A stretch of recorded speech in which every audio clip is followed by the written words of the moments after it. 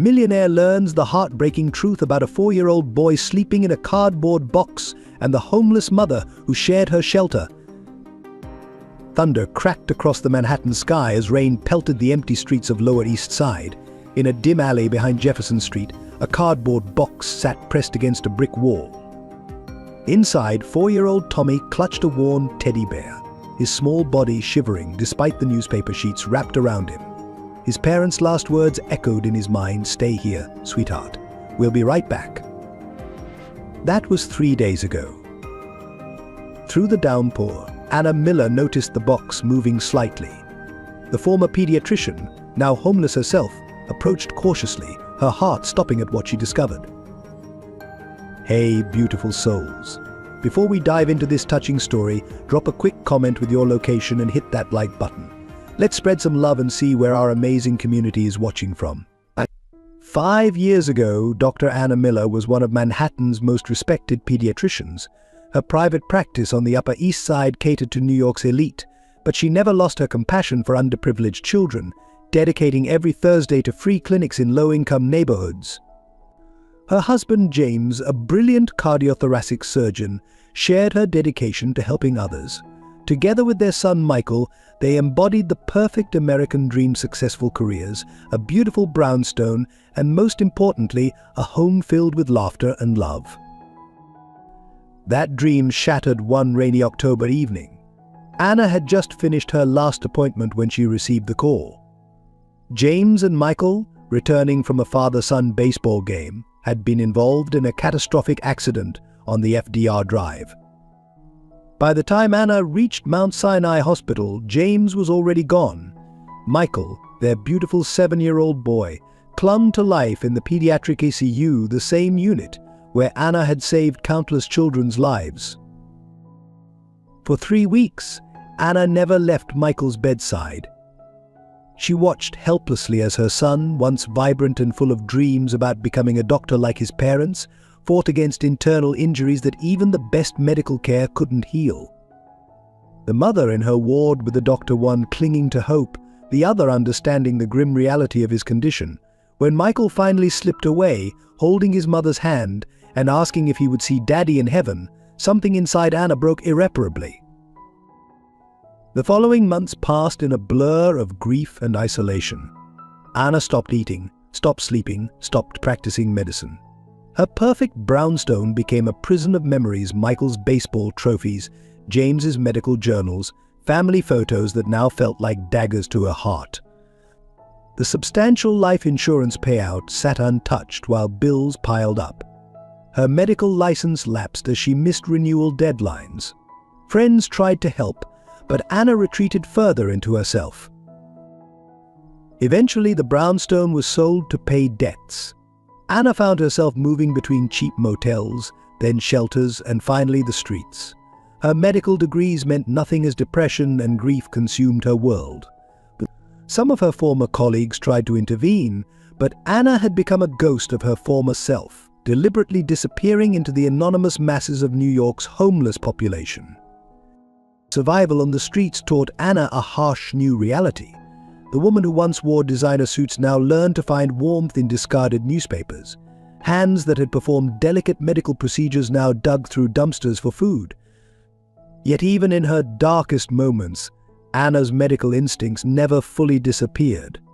She became known among the homeless community for her ability to treat minor ailments, earning her the nickname Street Doc. The cruel irony wasn't lost on her. She had gone from saving children in a state-of-the-art medical facility to barely being able to save herself. Each time she saw a child on the street, she thought of Michael, wondering what he would think of his mother now. The pain never lessened, but it changed, becoming a constant companion rather than an acute agony. Life settled into a grim routine. During days, Anna would wander the city, occasionally helping other homeless people with basic medical care, using knowledge that felt like it belonged to another lifetime. At night, she would find shelter in various spots around Lower Manhattan, avoiding the more dangerous areas she'd learned about through hard experience. She carried only two precious possessions: her medical license, expired but preserved in a waterproof bag, and a crumpled photo of James and Michael at their last baseball game. The medical community that once respected her now passed her on the street without recognition. The same parents who had entrusted their children's lives to her care now pulled their kids closer when they saw her approaching. Anna accepted this new reality with a numbness that had become her default state of being, until that rainy night when she found a cardboard box that would change everything, a discovery that would force her to confront not just her present circumstances, but the ghosts of her past and the possibility of a future she had long since abandoned. The cardboard box Tommy called home bore the faded logo of a high-end electronics store. Inside, he had created a child's version of domesticity: a corner for his teddy bear Benjamin, carefully arranged newspaper bedding, and a small collection of treasures: 3 smooth pebbles, a broken toy car, and a crumpled photograph of happier times. Most 4-year-olds would be watching cartoons at this hour. Tommy was counting raindrops and trying to remember his mother's voice. His parents, Sarah and David Thompson, weren't typical abandoners. Before disappearing, they had kept Tommy well-fed, well-dressed, and enrolled in a prestigious Upper West Side preschool. Their sudden vanishing act 3 days ago came without warning. Tommy remembered his father's hands shaking as he tucked him into the cardboard box, his mother's tears as she wrapped him in his favorite blue jacket. "Stay here, sweetheart. We'll be right back," they had promised. Tommy didn't understand the whispered conversation about dangerous people and protecting him that his parents thought he couldn't hear. The first night alone was the scariest. Every siren made him jump. Every shadow seemed monstrous. He clutched Benjamin tighter, remembering his mother's bedtime stories about brave bears protecting children. During the day, he watched people's feet hurry past his box, too afraid to call out, too well trained in stranger danger to seek help. Some dropped coins near him, mistaking his box for a homeless person's shelter, but Tommy didn't understand money, yet he just added the shiny circles to his treasure collection. His blue jacket, once warm and comforting, now hung damp and heavy on his small frame. Hunger had become a constant companion, stronger than his fear. The last food he'd eaten was half a bagel dropped by a passerby, which he'd carefully rationed over 2 days. His preschool training in sharing made him offer a piece to Benjamin, even though he knew teddy bears weren't real, a secret he kept from his parents because it seemed important to pretend. The rain had been the worst part. It turned his cardboard sanctuary into a soggy prison, forcing him to huddle in the driest corner as water seeped through the top. He remembered his teacher, Miss Jenkins, talking about adaptation, how animals change to survive their environment. Tommy adapted too, learning to sleep sitting up, to stay quiet when voices came too close, to ignore the gnawing in his stomach. What made Tommy's situation particularly heartbreaking was his continued faith in his parents' return. Each morning he carefully folded his newspaper bedding, straightened his jacket, and arranged his treasures, preparing for their arrival. He practiced his indoor voice, following rules from a home that no longer existed. When darkness fell without their return, he would whisper goodnight to the stars he couldn't see from his alley, just as he used to do from his bedroom window. His vocabulary, advanced for a 4-year-old, had already begun to shift. Words like breakfast and bedtime faded, replaced by hungry and cold, yet he maintained small rituals from his previous life, wiping his feet before entering the box, saying please and thank you. To Benjamin, keeping his treasure corner tidy as his mother always insisted. These fragments of normalcy were his only connection to the life he'd known just days ago. The neighborhood's other homeless residents had noticed him but kept their distance, their own survival instincts warring with concern for the child. Some left scraps of food near his box. Others whispered about calling authorities. But street life had taught them the cruel calculus of intervention. Sometimes help could bring more harm than good. As thunder cracked overhead and rain intensified, Tommy retreated further into his box, pulling his knees to his chest. He was too young to understand hypothermia, but his body trembled with its approach. His world had shrunk to the dimensions of a cardboard box. his universe to the space between hope and abandonment. The photograph of his parents, now waterlogged and fading, remained clutched in his small fist, a talisman against the darkness, both literal and metaphorical, that threatened to engulf him. This was the scene Anna Miller stumbled upon, a child's attempt to maintain dignity and order in a world that had stripped him of both, a testament to resilience that would awaken something long dormant in the former pediatrician's heart. Anna's hands trembled as she knelt beside the cardboard box. Years of medical training kicked in automatically as she assessed Tommy's condition: slight shivering, pale skin, sluggish responses. "Hey there, little one," she whispered, keeping her voice soft and steady. "I'm Anna.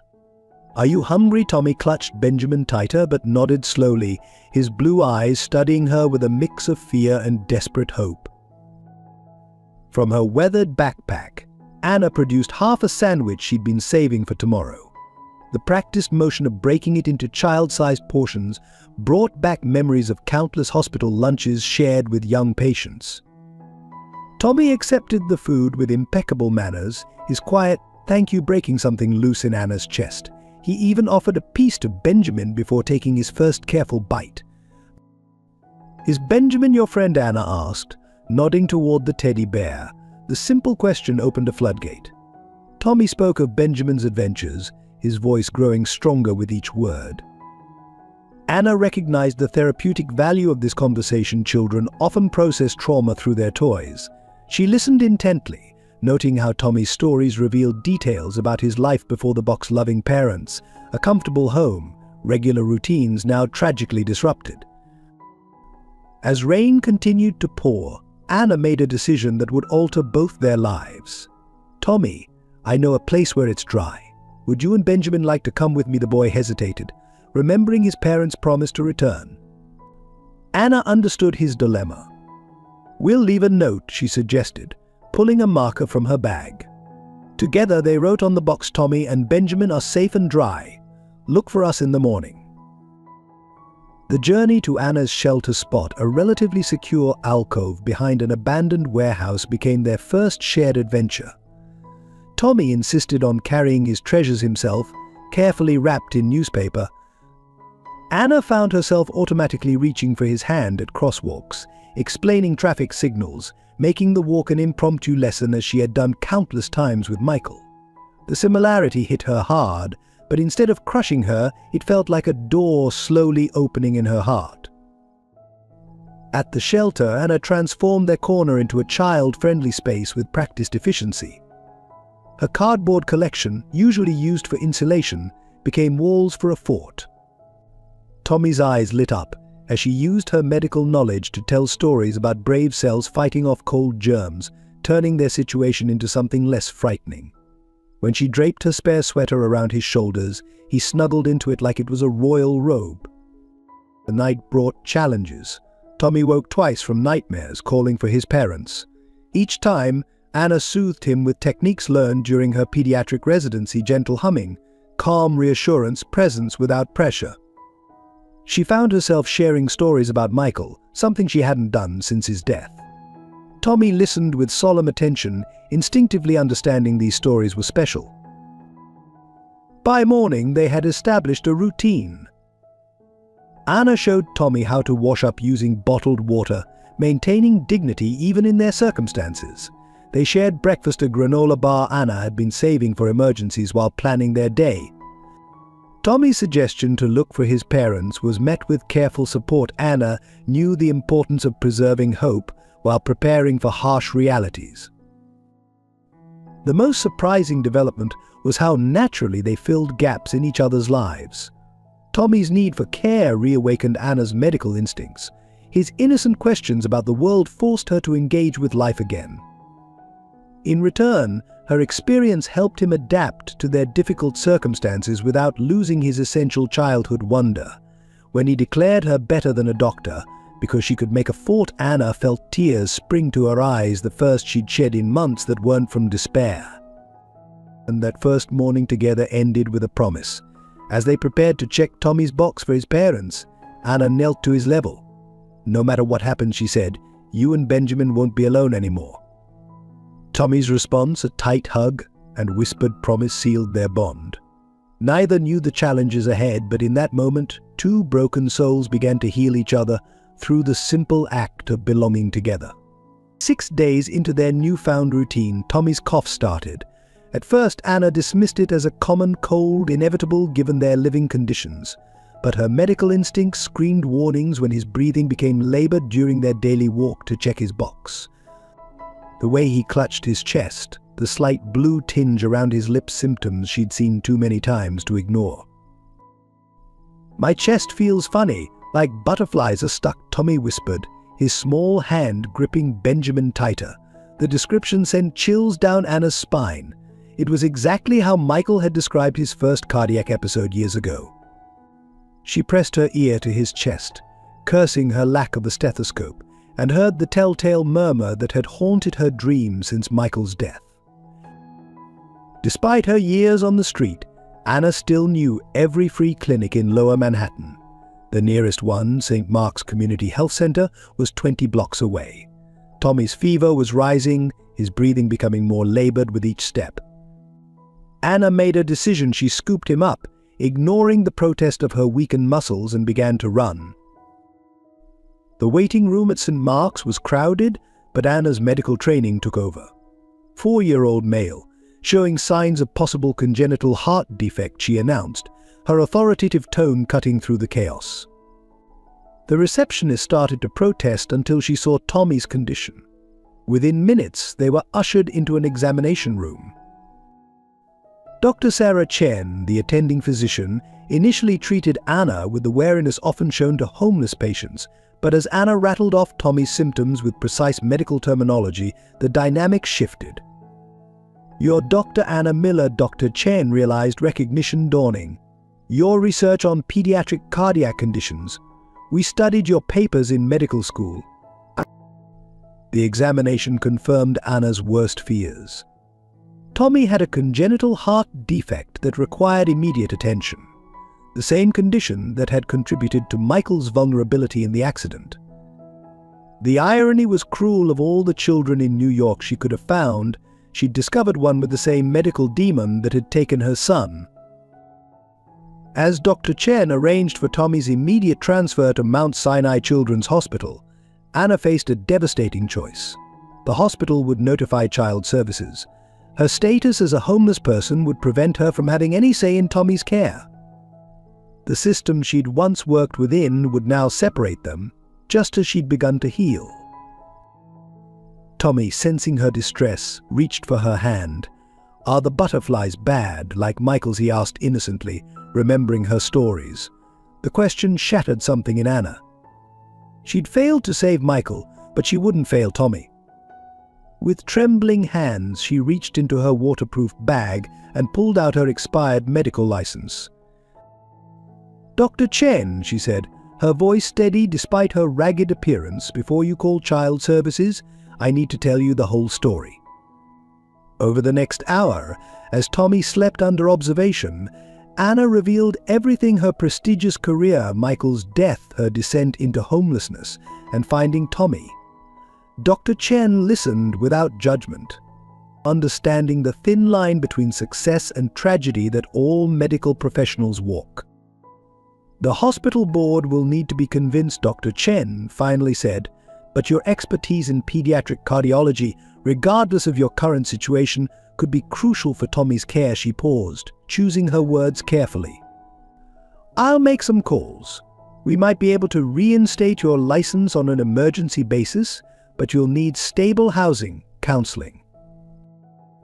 The word housing triggered another memory. Richard Miller, her brother-in-law, the real estate magnate she'd been avoiding since James and Michael's deaths. He'd tried to help before she disappeared, offering both financial support and a shoulder to cry on. Pride and grief had made her refuse. Now, for Tommy's sake, she would have to swallow that pride. As she watched Tommy sleep, his chest rising and falling with each troubled breath, Anna made a silent vow. She would rebuild her life, not just for herself, but for this child who had somehow found her in the vastness of New York City. The butterflies in Tommy's chest had set in motion a chain of events that would force Anna to confront everything she'd been running from. The search for Tommy's parents began while he recovered from his first round of cardiac tests.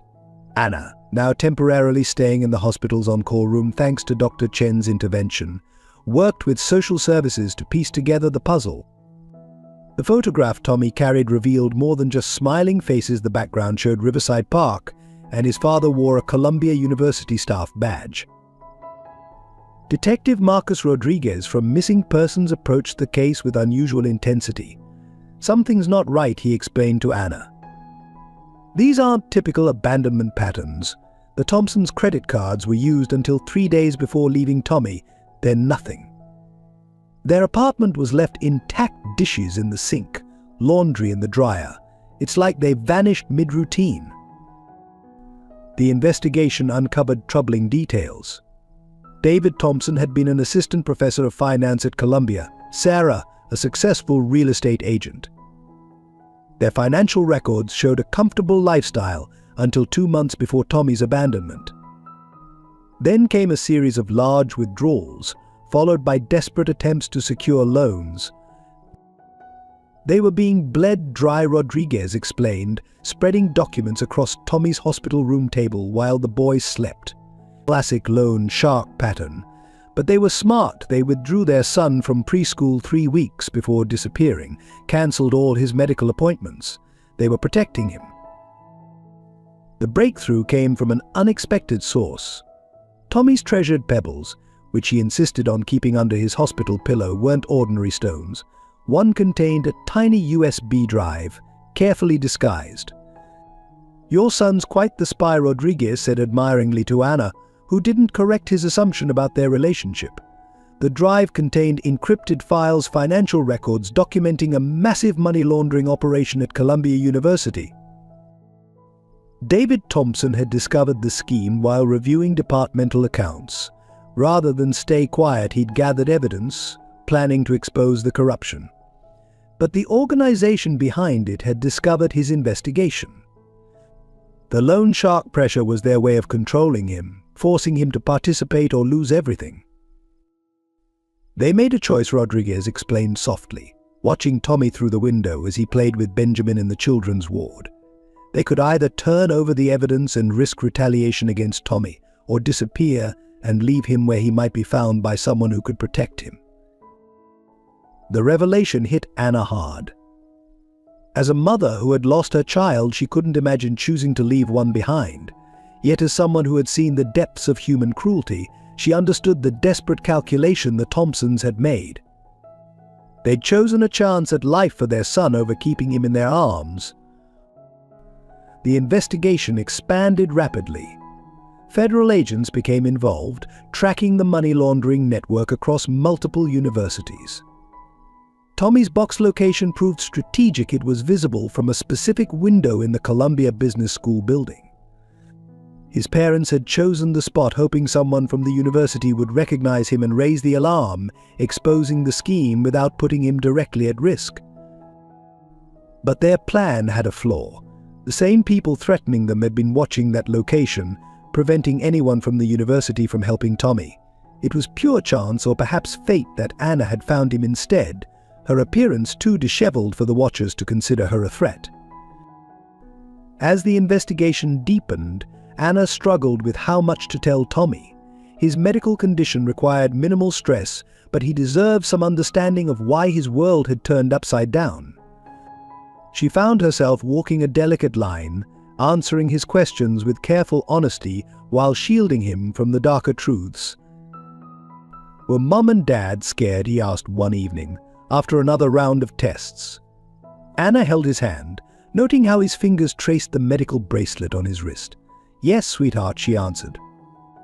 "They were scared because some bad people were trying to hurt others, and your parents wanted to stop them. They loved you so much they made sure you'd be safe." The investigation was moving faster now, closing in on the organization's leaders. Rodriguez visited daily, bringing updates and, more importantly, spending time with Tommy. The detective had lost his own son to street violence years ago, creating an unspoken bond between him and Anna, two parents who understood loss, working to protect a child who had endured too much. Each new detail about the Thompsons reinforced their love for their son. They'd left clues only Tommy would recognize, hoping to eventually reclaim him once the danger passed. The USB drive in his special rock was just one example. They'd trained him through games to keep certain items safe, preparing him even before they knew they'd have to leave. As Anna watched Tommy sleep that night, his chest rising and falling under careful monitoring, she wondered about the complex web of love, sacrifice, and protection that had brought him into her life. The search for his parents was unveiling a story more complex than anyone had imagined, and somewhere in the city, two desperate parents were hoping their gamble would save their son's life. The day Richard Miller walked into Tommy's hospital room, Anna was explaining the circulatory system using Benjamin the teddy bear as a teaching model. She didn't notice him at first, absorbed in making heart sounds that made Tommy giggle despite his discomfort. It was his sudden silence that made her turn around. Richard stood in the doorway, his expensive suit a stark contrast to the pediatric ward's cheerful decorations. 5 years had added grey to his temples, but his eyes, so like James's, still carried that mixture of determination and compassion that characterized the Miller brothers. "Hello, Anna," he said softly. "It's been a long time." The tension in the room was palpable. Anna instinctively moved closer to Tommy's bed, years of street-honed protective instincts kicking in. But before she could speak, Tommy piped up, "Are you a doctor too?" "Anna's teaching me about butterflies in my heart." The innocent question broke the ice, drawing a genuine smile from Richard. "Not a doctor," Richard replied, stepping into the room. "But I am Anna's family." He paused, emotions flickering across his face. "I've been looking for you for 5 years, Anna. Every shelter, every soup kitchen, every hospital. I promised James the first to take care of you, and I failed." The mention of James's name sent a familiar pain through Anna's chest, but it was different now, duller, more distant. Tommy reached for her hand, sensing her distress with the uncanny perception of children. The gesture wasn't lost on Richard, whose eyes softened as he watched their interaction. "Dr. Chen called me," Richard explained, taking a seat by the window. "She said you needed help, and I almost couldn't believe it. The Anna Miller I knew would never ask for help, not even when the world was falling apart." He leaned forward, his voice gentle. "What changed?" Anna looked at Tommy, who was now attempting to draw a heart on his hospital gown with a crayon. "He did," she said simply. "Some things are more important than pride." The words hung in the air, heavy with unspoken history. Richard nodded, understanding passing between them. What followed was a conversation that wandered between past and present, filled with careful navigations around painful topics. Richard spoke of his continued search for her, of keeping her medical license active through his connections, of maintaining her malpractice insurance just in case. Each revelation was a thread connecting her past life to her present reality. Tommy listened with fascination as Richard shared stories about James and Anna in medical school, about their shared dreams of helping children.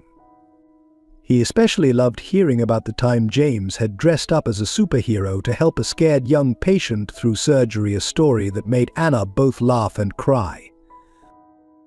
"I want to help," Richard said finally, placing a thick folder on Tommy's bedside table.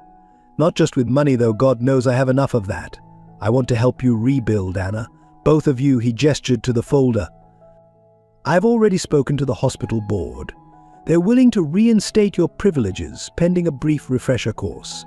There's also paperwork for temporary guardianship of Tommy while we sort out his situation."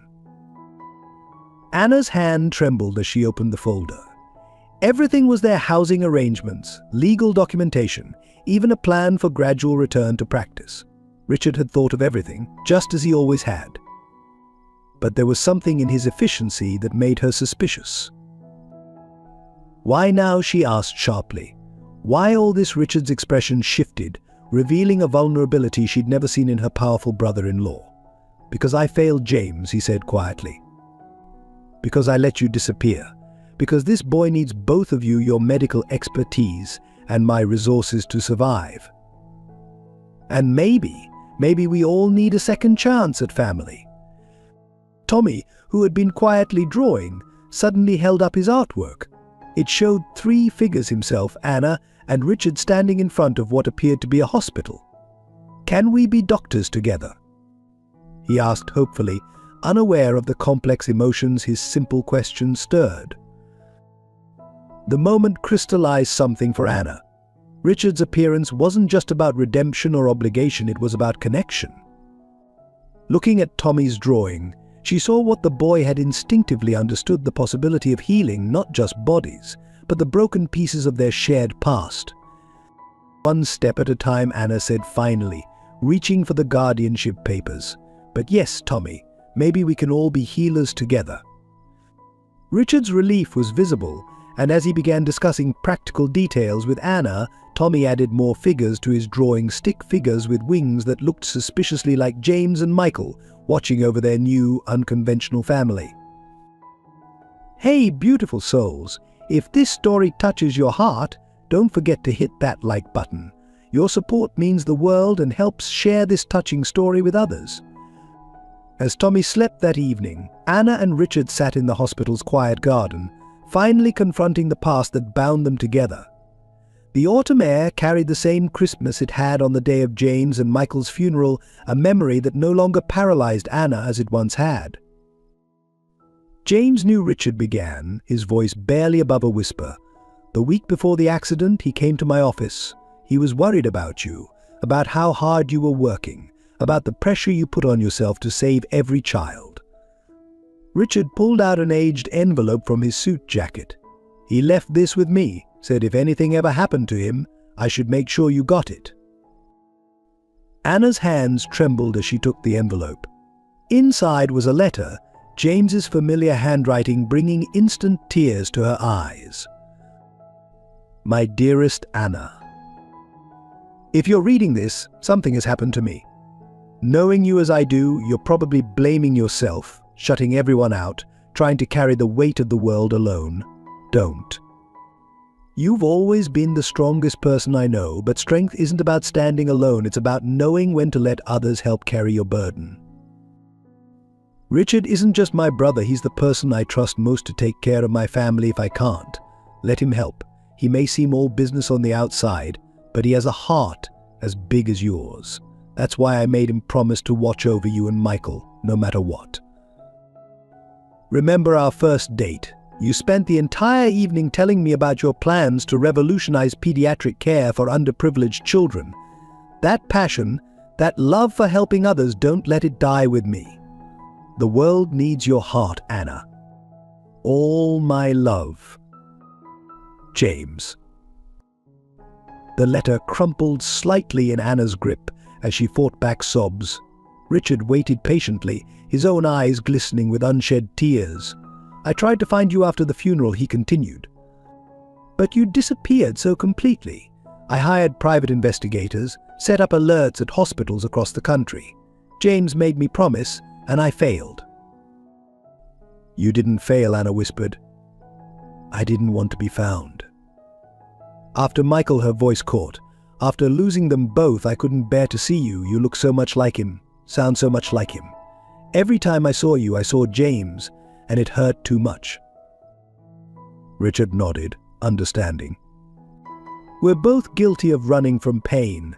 I buried myself in work, in building more hospitals and clinics, trying to save others since I couldn't save my brother and nephew.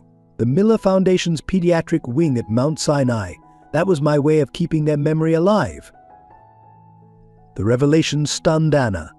She'd avoided news about the medical community for so long she hadn't known about the foundation. James would have loved that she managed, imagining her husband's pride in his brother's dedication to helping children. "The irony is," Richard continued, "everything I've built, all the success and influence, felt hollow without family to share it with. When Dr. Chen called about you and Tommy, it was like hearing James's voice again, giving me another chance to keep my promise." Anna looked up at the hospital windows, finding Tommy's room by habit.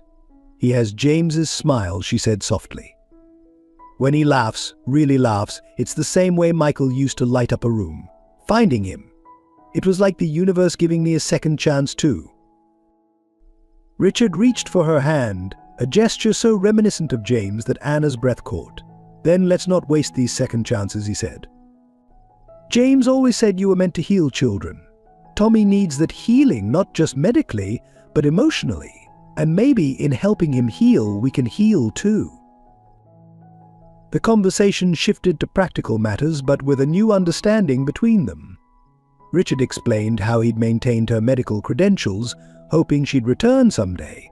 He'd even kept her research grants active through the Miller Foundation, believing in her eventual return to medicine. The hospital board meeting is tomorrow, he said. They're prepared to reinstate your privileges under supervision, with conditions. Housing, therapy, regular evaluations. It won't be easy, but you won't be alone this time. He paused, choosing his next words carefully. James and Michael's insurance money, I've been investing it for you. It's enough to give Tommy the care he needs to restart your life. Anna felt tears sliding down her cheeks, but these were different from the tears of grief she'd grown accustomed to. These were tears of possibility, of hope. James would love Tommy, she said. He'd probably be teaching him baseball already, despite his condition. Richard smiled, a genuine smile that transformed his usually serious face. Well, someone needs to teach the boy baseball. I may not be as good as James was, but I think I remember enough to get him started once he's stronger, of course. As they sat in the growing darkness, the weight of the past seemed to shift, becoming less of a burden and more of a foundation for something new. The brothers Miller had always protected their own, and now, through a series of events, both tragic and miraculous, that protection would extend to a little boy who needed it most. Detective Rodriguez arrived at the hospital the next morning with news that changed everything. Through surveillance footage and financial records, they traced the loan shark operation to an organization called Meridian Financial Solutions. A front for one of the city's most sophisticated criminal enterprises. David and Sarah Thompson weren't just running from debt, Rodriguez explained, spreading photographs across Tommy's vacant hospital bed while the boy was having tests. They uncovered a money laundering operation worth billions. Meridian was using Columbia's endowment fund to clean dirty money from across the East Coast. David found discrepancies in the accounts, started digging deeper. The detective pulled out a laptop, showing Anna and Richard a series of complex financial transactions. Sarah's real estate firm was unknowingly being used to purchase properties with laundered money. When they figured it out, they tried to gather evidence. But Meridian caught on. That's when the threat started. What followed was a chilling account of escalating intimidation. First came the accidental brake failure on Sarah's car. Then photographs of Tommy at preschool, taken by unknown observers. Finally, a dead bird left on their doorstep with a note birds fall from nests all the time.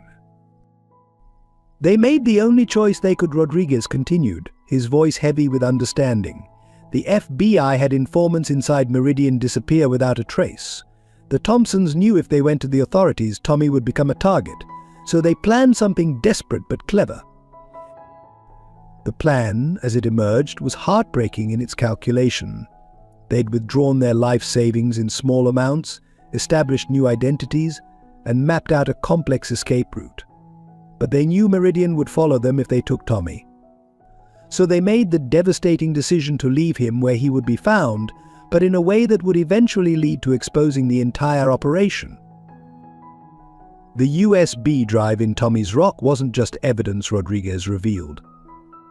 It was a digital breadcrumb trail. Every time someone tried to access it, it sent a silent signal to multiple law enforcement agencies. They knew eventually someone would find Tommy, try to trace his parents, and find the drive. They just had to hope he'd be safe long enough for the plan to work. Richard, who had been unusually quiet, suddenly spoke up. Meridian approached the Miller Foundation last month, he said, realization dawning on his face. They wanted to partner on some real estate developments. I turned them down because something felt off about their financials.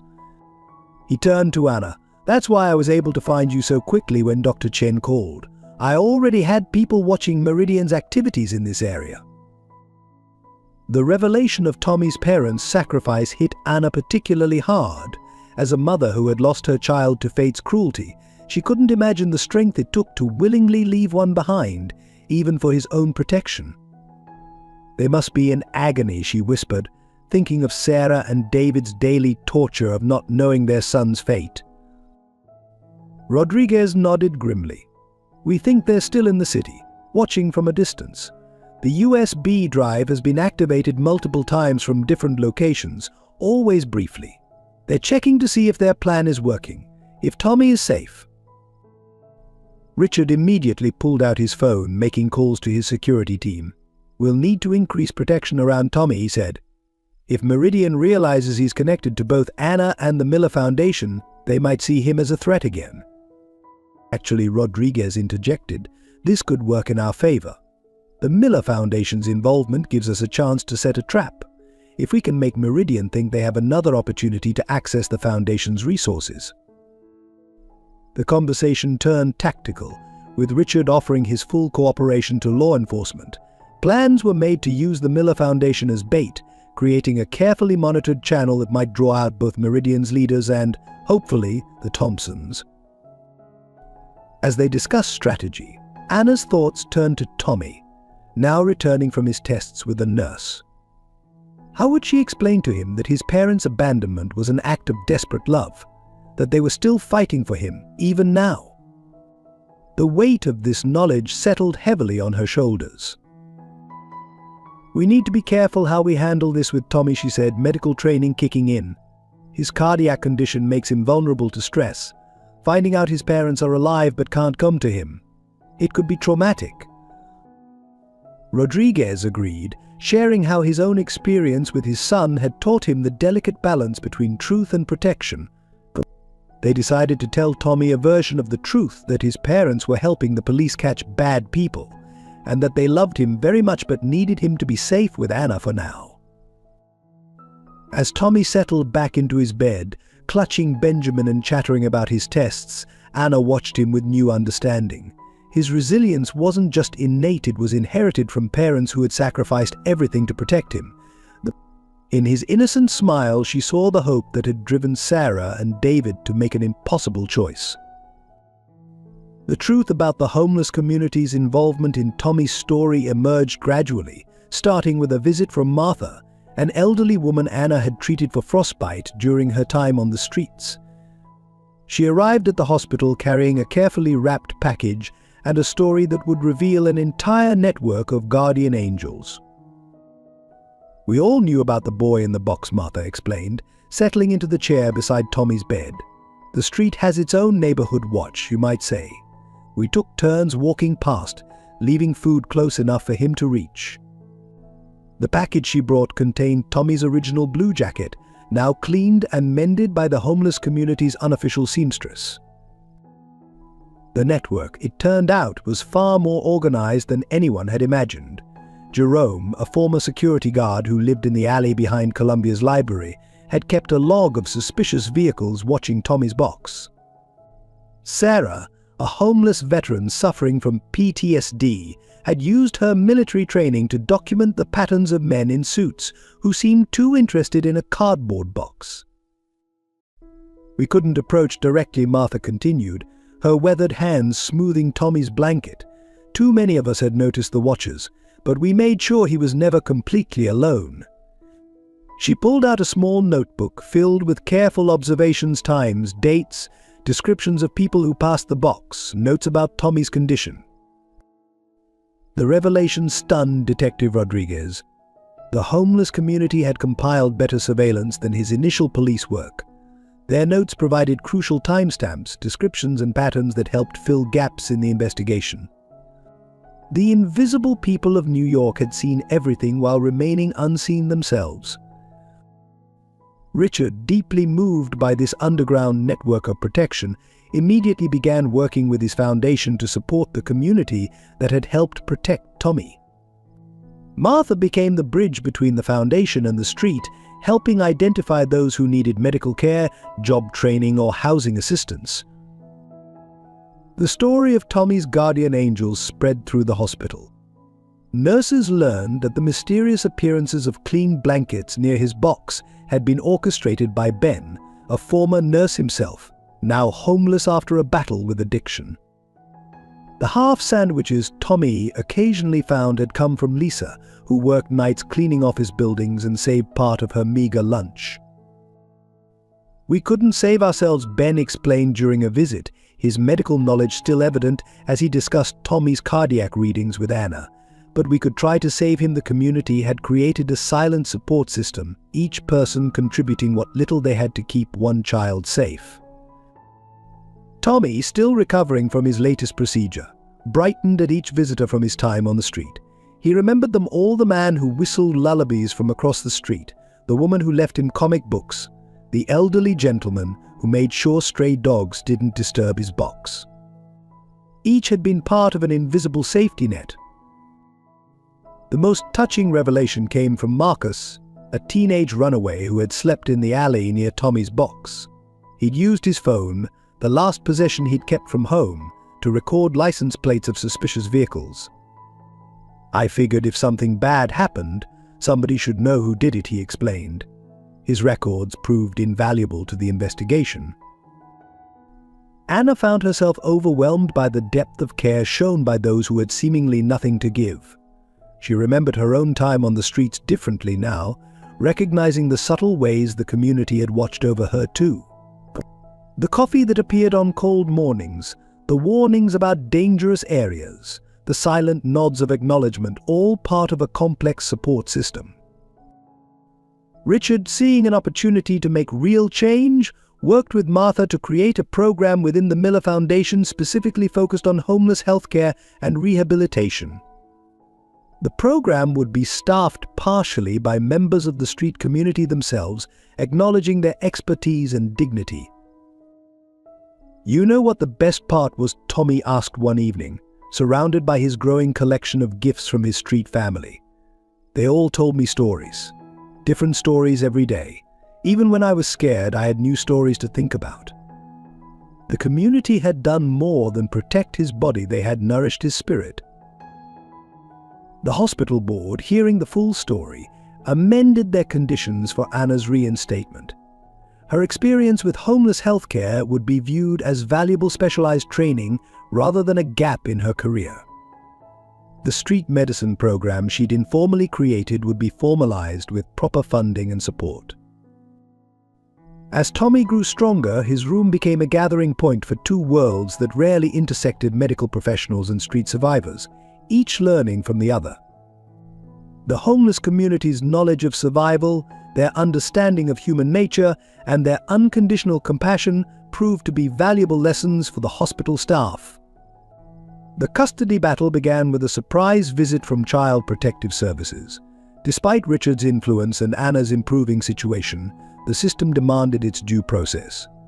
Sandra Wells, the assigned caseworker, arrived with a stack of paperwork and a demeanor that suggested she'd seen too many heartbreaking cases to be easily swayed by emotion. "Dr. Miller," she began, her tone professionally neutral.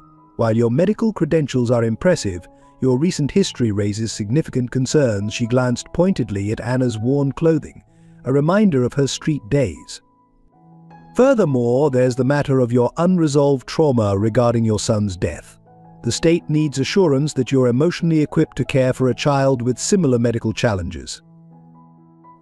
The hearing was scheduled for the following week at the family court on Lafayette Street. Richard immediately mobilized his legal team, but Anna faced an unexpected adversary. Meridian Financial, working through shell companies, had filed a competing custody claim through a children's advocacy group they controlled.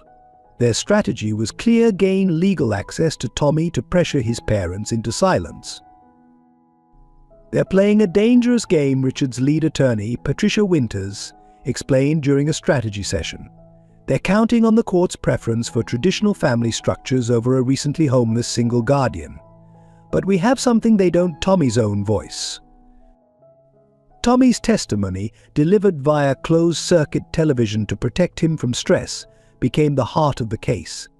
His simple description of life with Anna touched even the most hardened court officials. "She makes the butterflies in my heart feel safe," he explained, using their private metaphor for his condition. "And she knows all the good stories about brave cells fighting bad germs." Dr. Chen testified about Anna's ongoing involvement in Tommy's medical care, highlighting how her specialized knowledge had been crucial in his treatment. Dr. Miller's experience with pediatric cardiac conditions, combined with her understanding of trauma in homeless children, makes her uniquely qualified to care for Tommy, she argued. The homeless community mobilized in their own way. Martha organized a letter-writing campaign, with dozens of people sharing stories of Anna's medical help during her time on the streets. Marcus, the teenage runaway, testified about Anna's protective instincts, describing how she'd helped him reconnect with his family while respecting his autonomy. The turning point came when Detective Rodriguez presented evidence linking Meridian to the threats against Tommy's parents. "Your Honor," he addressed the judge, "granting custody to their affiliated organization would be equivalent to placing the child in danger." The revelation forced Meridian to withdraw their petition, though the legal battle was far from over. Sandra Wells's final report surprised everyone. While Dr. Miller's situation is unconventional, she wrote, her dedication to Tommy's welfare is undeniable. The support system she has built, including medical professionals, family connections through Mr. Miller, and even the homeless community, demonstrates a remarkable ability to prioritize the child's needs above all else. However, the judge had concerns about stability. She ordered a 3-month provisional custody arrangement. With strict conditions, Anna must maintain stable housing, continue therapy, and demonstrate consistent employment. Richard's offer of a position at the Miller Foundation's pediatric clinic satisfied the employment requirement, but Anna insisted on earning her role through proper channels. "I want to win this the right way," she told Richard, "not just for Tommy, but for every non-traditional family fighting the system. We need to show that love and capability matter more than conventional appearances." The battle wasn't just in the courtroom. Anna faced skepticism from some hospital staff who doubted her ability to transition from homeless person to pediatric physician. Every decision, every interaction was scrutinized. She handled the pressure with quiet dignity, focusing on Tommy's care while rebuilding her medical skills. Tommy, meanwhile, showed remarkable resilience. During supervised visits with social workers, he spoke of his big family: Anna, Richard, the hospital staff, and his friends from the streets. His ability to maintain such strong bonds despite his trauma impressed the child psychologists evaluating the case. The final hearing approached with both tension and hope. Anna had met every condition, excelled in her medical refresher courses, and maintained a stable home environment in a modest apartment near the hospital. The judge reviewed 3 months of progress reports, testimonies, and evaluations. The court's primary concern, the judge stated in her ruling, is the best interest of the child. In this case, we have seen extraordinary circumstances met with extraordinary dedication. Dr. Miller has demonstrated not just the ability to provide for Tommy's physical and medical needs, but to nurture his emotional well-being during an incredibly challenging time. The granting of full temporary guardianship to Anna came with an unprecedented addendum and acknowledgement of the broader support network, including Richard's legal role as secondary guardian and the documented positive influence of the homeless community members who had protected Tommy. Sometimes, the judge concluded, family is found rather than born. This court recognizes that love, commitment, and community can create bonds as strong as any biological connection. The reality of managing Tommy's cardiac condition hit Anna with full force during his first major crisis under her care. It happened 3 weeks after gaining temporary guardianship. A seemingly normal evening turned terrifying when Tommy's lips suddenly took on a bluish tinge during dinner. "My butterflies are angry," he whispered, using their code word for chest pain. Anna's medical training clashed with her maternal panic as she rushed him to the emergency room, her mind flooding with memories of Michael's final days. The similarities were haunting: same age, same symptoms, same terrified expression that no child should ever wear. Dr. Chen met them at the entrance, already alerted by Anna's frantic call. His pulmonary pressures rising, Anna reported, falling into medical terminology like armor against her fear. Peripheral cyanosis began approximately 12 minutes ago, preceded by complaints of chest tightness. The next hours were a blur of medical procedures and anxious waiting. Anna found herself straddling two worlds: doctor and mother, professional and protector. When the cardiac team requested her input on treatment options, her hands shook as she reviewed the charts. Every decision carried the weight of both medical knowledge and maternal love. "We need to consider surgical intervention sooner rather than later," Dr. Chen suggested during a tense consultation. "The medication isn't managing his condition as well as we'd hoped." The words hit Anna like physical blows. Surgery meant risk, meant putting Tommy's fragile heart in another surgeon's hands, meant facing the same fears that had haunted her since Michael's death. Richard found her in the hospital chapel at midnight, staring blankly at the stained glass windows. "I can't lose another one," she whispered as he sat beside her. "I can't watch another little boy slip away while I stand there helpless with all my medical knowledge meaning nothing." But Tommy wasn't Michael, and this time Anna wasn't alone. The hospital staff, many of whom remembered her from her previous career, rallied around them. Nurses took extra shifts to ensure consistency in Tommy's care. Senior cardiologists consulted on his case pro bono, drawn by both the medical complexity and Anna's reputation in the field. The decision about surgery became a turning point. During a particularly difficult night, as Tommy struggled to breathe despite the medication, he grabbed Anna's hand. "Are you scared?" he asked, showing that uncanny perception that children often possess. "Because I'm scared too, but Dad always said being brave means doing things even when you're scared." Those words, innocent yet profound, helped Anna face her demons. She threw herself into researching the latest surgical techniques, consulting with colleagues across the country, and preparing Tommy for what was to come. She explained everything to him using their special vocabulary: brave cells, healing helpers, and butterfly mechanics. "You see this on the scan," she would tell him, pointing to his heart imagery. "That's where the butterfly's wings need fixing. The doctors are like butterfly mechanics, they know exactly how to make the wings strong again." Tommy would nod seriously, adding his own imaginative details to their medical fairy tale. The surgery was scheduled for a Tuesday. The night before, Anna found herself unable to sleep, pacing the hospital corridors where she had once worked. She ran into Martha, who had become a regular visitor, bringing street wisdom and grandmother's comfort to their medical battles. "Children are stronger than we think," Martha said, sharing a cup of terrible hospital coffee with Anna. "They bounce back like rubber bands.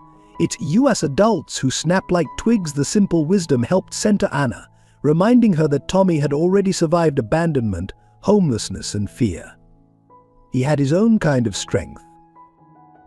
The 8 hours of surgery were the longest of Anna's life.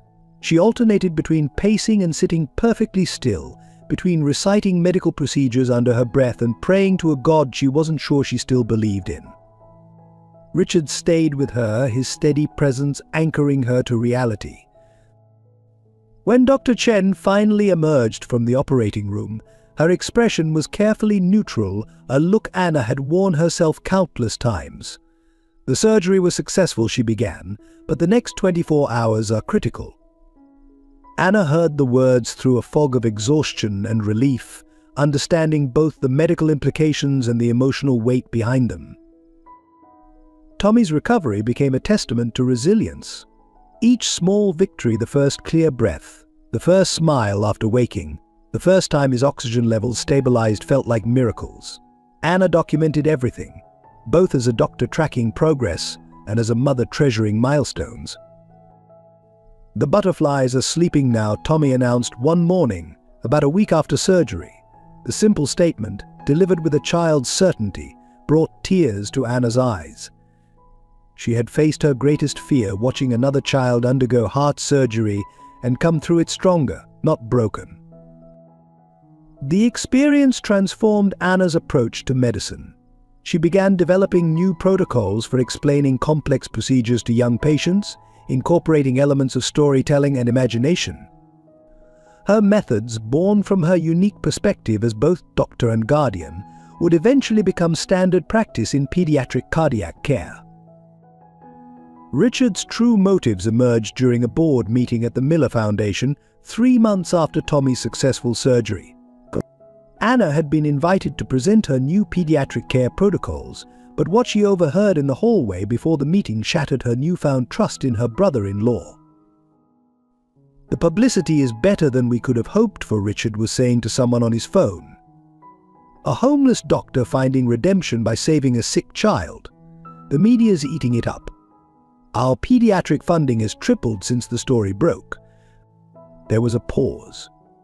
"Yes, I know it started as damage control for the Meridian situation, but this is working out perfectly." Anna stood frozen, her presentation folder clutched to her chest. The conversation continued, each word driving deeper like a knife. "The board loves the optics. We're looking at expanding the street medicine program nationally. Think about it, Miller Foundation Centers for Homeless Healthcare, with Anna as the face of the initiative."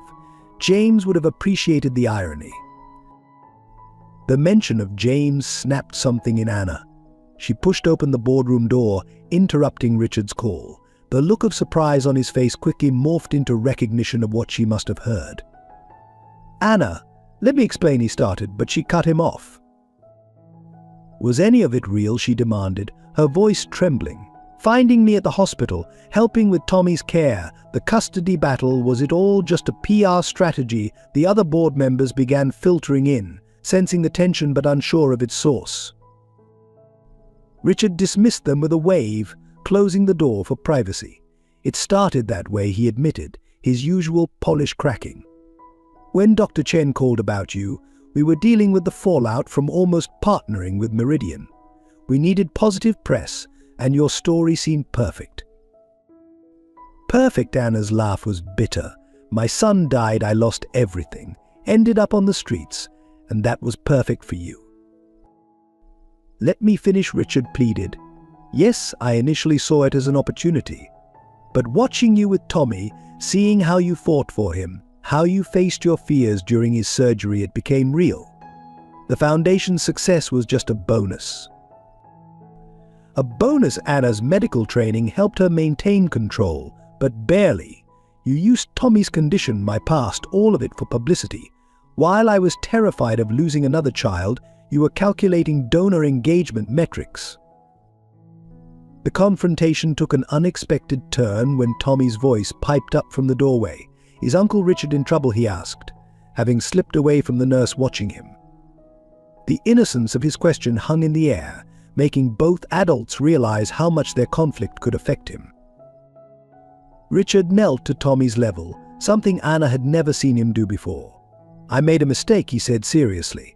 "Sometimes grown-ups try to do the right thing for the wrong reasons, or the wrong thing for the right reasons. I got confused about which was which." Anna watched, torn between anger and amazement, as Richard continued speaking to Tommy. "But you know what? Sometimes mistakes help us learn what really matters. Your Aunt Anna taught me that. She taught all of us that." The foundation's expansion plans were real, as was the increased funding. But Richard's next words revealed a deeper truth. "I have no children of my own," he told Anna. "After James died, work became everything. Using your story for the foundation's benefit was wrong, but it forced me to see what I'd become, someone who measured everything in terms of profit and publicity." Anna felt her anger shifting, not disappearing but transforming. "You should have been honest from the start," she said. "I've had enough people making decisions about my life without my knowledge." "You're right," Richard acknowledged, standing up, "but the program is still worth doing. Not for publicity, but because it's needed. because there are more Tommys out there, more Annas who need help finding their way back. The resolution came in the form of a compromise. Anna would remain involved with the Foundation's programs, but on her terms. She demanded complete transparency and control over how her story was used. More importantly, she insisted that actual homeless individuals be included on the board of directors for any new initiatives. If you want authenticity, she told the hastily reassembled board, then learn from those who've lived it. Martha knows more about street medicine than most of your consultants. Marcus understands youth outreach better than any expert you could hire. Richard's redemption came not through words but actions. He stepped back from direct management of the homeless healthcare initiative, instead focusing on securing funding and resources while letting Anna and her team of street-experienced advisors guide the program's development. Tommy, in his innocent wisdom, summed it up best: sometimes the butterflies in people's hearts need fixing too. Not just mine his words became the unofficial motto of the reformed program, reminding everyone involved that healing comes in many forms. The crisis erupted without warning on a quiet Sunday afternoon. Tommy had been playing with his beloved Benjamin in the hospital's pediatric recreation room when his face suddenly went ashen. Anna, he called out weakly, using her name instead of their usual playful Dr. Butterfly. A sign something was terribly wrong.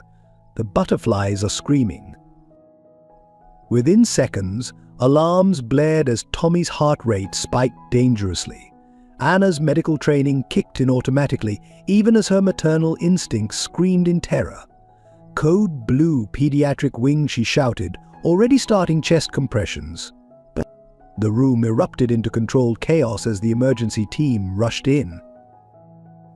Dr. Chen arrived moments later, taking charge of the situation while Anna found herself torn between being a doctor and a mother. "Severe cardiac tamponade," Dr. Chen announced, her voice steady but urgent. "We need to get him into surgery now." The words hit Anna like physical blows. She knew exactly what they meant, and the risks involved. The next few minutes became a blur of critical decisions. The surgical team was split between two emergency cases, and the hospital's top pediatric cardiac surgeon, Dr. Harrison, was performing a delicate procedure in another operating room. They had three options: wait for Dr. Harrison and risk Tommy's deteriorating condition, proceed with the available surgical team, or attempt emergency transport to Mount Sinai, where a specialized team was standing by. "We don't have time for transport," Anna argued, her medical knowledge warring with her emotions. "But Dr. Harrison has the highest success rate with this procedure." She found herself staring at the surgical consent forms, her hand shaking as she held the pen. Every second of delay increased the risk, but choosing the wrong option could be fatal. Richard arrived amid the chaos, having been notified by the hospital's emergency protocols. "Mount Sinai has a helicopter on standby," he announced. "They can have him in surgery within 45 minutes, but Anna's experience told her Tommy might not have 45 minutes. The situation complicated further when Dr. Chen discovered irregularities in Tommy's blood work. "His clotting factors are abnormal," she reported. "This changes the surgical risk factor significantly." The news eliminated the transport option. Tommy wouldn't survive a helicopter ride with his current condition. In that moment, Anna remembered something from Tommy's initial tests, a detail that had seemed minor at the time. "Check his von Willebrand factor," she instructed, her voice finding its professional strength. "His father had a mild case. It's in the family history. We recovered." The quick test confirmed her suspicion, adding another layer of complexity to their surgical decisions. Time was running out. Tommy's oxygen levels were dropping despite maximum support. The available surgical team was preparing for emergency intervention, but Anna knew their experience with pediatric cardiac cases was limited. Dr. Harrison was still at least 20 minutes from finishing his current procedure. "Mum," Tommy whispered through his oxygen mask, using the word for the first time since they'd met. "I trust you." The simple statement cut through Anna's professional detachment, bringing tears to her eyes. She had lost Michael during a surgery that had seemed routine. Now she faced losing Tommy to a surgery that was anything but. The decision crystallized when Tommy's readings suddenly deteriorated. "We can't wait," Dr. Chen declared. It's now or never. Anna found herself making the hardest choice of her life, trusting her child's heart to surgeons she knew were skilled but not specialized in pediatric cases. What followed was a masterclass in medical teamwork. Anna's expertise in pediatric cardiac care proved invaluable as she briefed the surgical team on Tommy's specific condition. She provided insights about his previous procedures, his unique reactions to medications, and the subtle signs that had preceded his current crisis. Richard, proving his worth beyond financial support, coordinated with Dr. Harrison's team to provide real-time consultation during the surgery. They set up a video link to the operating room, allowing Dr. Harrison to advise while completing his own procedure. The surgery itself became a race against time. Each minute brought new challenges: dropping pressure, irregular rhythms, bleeding complications. Anna watched through the observation window, her medical knowledge making every beep of the monitors, every movement of the surgical team, laden with meaning. Martha appeared at her side, somehow having heard about the emergency. She didn't speak, just held Anna's hand as they watched. The gesture bridged Anna's two worlds: the professional medical environment and the street community that had helped protect Tommy. 4 hours into the procedure, they hit a critical moment. Tommy's heart wasn't responding as expected to the repairs. The surgical team looked to the video link, where Dr. Harrison was now finished with his other patient and providing direct guidance. "There's a technique I developed for cases like this," he explained, walking them through a modified approach. The next 30 minutes were the longest of Anna's life. She watched as the surgical team implemented Dr. Harrison's suggestions, making minute adjustments that would mean the difference between life and death. Her own experience with pediatric cardiac cases allowed her to understand exactly what was happening, both a blessing and a curse, as she recognized each risk and complication. Finally, after 6 grueling hours, Dr. Chen emerged from the operating room. Her surgical mask couldn't hide the exhaustion or the smile in her eyes. "He's stable," she announced. The modified technique worked. Dr. Harrison's guidance was crucial, but honestly, Anna, your insights about his condition made the difference. We would have missed the clotting issue without your catch. The relief that flooded through Anna was almost physical in its intensity. She found herself supported by both Richard and Martha as her legs gave way, the adrenaline of the past hours finally wearing off. Tommy was alive. The butterflies, as he would say, were still flying. As Tommy lay recovering in intensive care, monitored by a team of dedicated nurses, Detective Rodriguez burst into the waiting room with startling news. "Sarah and David Thompson are here," he announced, slightly out of breath. They saw the emergency helicopter landing at the hospital on the news. "They've turned themselves in." Anna's world tilted on its axis. After months of searching, Tommy's parents had chosen this moment to emerge from hiding. They stood in the hospital lobby, looking haunted and desperate, Sarah clutching a worn backpack and David still wearing the security guard uniform from his cover job. The reunion was anything but simple. Hospital security had to restrain Sarah when she tried to rush to the ICU. "He's my baby," she screamed, her voice raw with emotion. "I have to see him." David stood quietly behind her, tears streaming down his face as he learned about his son's critical condition. The timing couldn't have been more complex. Tommy was still in critical condition, his newly repaired heart too fragile for emotional stress. The legal implications of the Thompsons' return threatened the delicate custody arrangement that had given Anna authority to approve the emergency surgery. Moreover, Meridian's agents would surely learn of their reappearance. Detective Rodriguez moved quickly, setting up a secure floor with undercover officers. They brought evidence, he explained to Anna and Richard. Enough to bring down not just Meridian's operation at Columbia, but their entire East Coast network. But right now, all they care about is Tommy. Sarah and David's story poured out in a private conference room, under the watchful eye of federal agents. They'd never left New York, working menial jobs under false names, moving frequently to avoid detection. They'd watched their son from afar, their hearts breaking as they saw him in the cardboard box, unable to intervene without putting him at risk. "We saw you find him," Sarah told Anna, her hands shaking around a paper cup of coffee. "We watched you take care of him, protect him. We checked the hospital records, knew your reputation as a pediatric surgeon. It felt like a miracle of all the people who could have found him. It was someone who could truly help him." David spoke up, his voice hoarse. "We thought about trying to contact you directly, but Meridian was watching too closely. Then, when we saw you were connected to the Miller Foundation," he looked at Richard apologetically. "We knew Meridian was trying to infiltrate your organization. We couldn't risk it." The situation became even more complicated when Tommy briefly regained consciousness and asked for Mom. Both Sarah and Anna moved toward his room, then stopped, looking at each other with a mix of pain and understanding. The moment crystallized the impossible situation they all faced.